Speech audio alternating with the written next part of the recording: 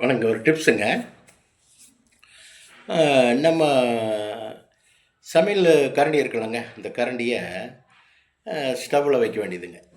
ஸ்டவ்வில் ஸ்டவ்வில் வச்சு ஸ்டவ்வில் வச்சு நல்லா சூடு பண்ணும்போது தேன் 2 ஸ்பூனு தேன் அதில் ஊற்றும்போது தேன் சூடாயிருங்க.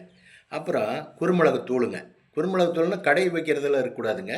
கடையில் வைக்கிறதெல்லாம் போடக்கூடாது. நீங்களே இந்த உரலில் போட்டு இடி இடின்னு இடித்து அது ஜலித்து அதை போடணுங்க. கொஞ்சோண்டு உப்பு சேர்ந்து அது கலக்குறீங்க. கலக்கும்போது கொஞ்சம் லைட்டாக குருமிளகு போட்டுக்கலாம். இது நைட்டாக நம்ம அது என்னங்க இது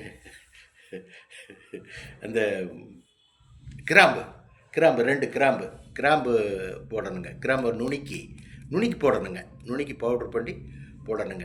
இந்த கறிக்கு போடுற பட்டை இருக்குது பாருங்கள், பட்டை அது இருந்தால் கூட கொஞ்சம் நுணுக்கி சும்மா இவ்வளோ ஒரு சிட்டிக்கு அளவு போட்டு இதெல்லாம் கலக்கி வச்சுட்டு அப்படியே ஒரு சிட்டி அளவு, அதிகமாக வேண்டாங்க, இவ்வளோ எடுத்து அப்படியே நாவலை வச்சு அப்படியே சுவைச்சு உமிழோடைய எச்சி இருக்கலைங்க, அது உமிழ் நீரோட அப்படியே இது பண்ணி அப்படியே முழுங்குறீங்க. பல நாள் இருந்த இருமல் போயிருங்க. சளி போயிடும்.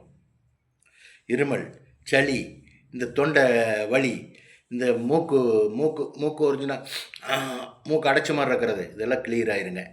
அதை எடுத்து நீங்கள் வச்சுட்டு டெய்லி யூஸ் பண்ணலாங்க. அந்த மாதிரி ப்ராப்ளம் வரும்போது யூஸ் பண்ணலாங்க. இல்லாட்டி மூடி வச்சுக்கலாங்க.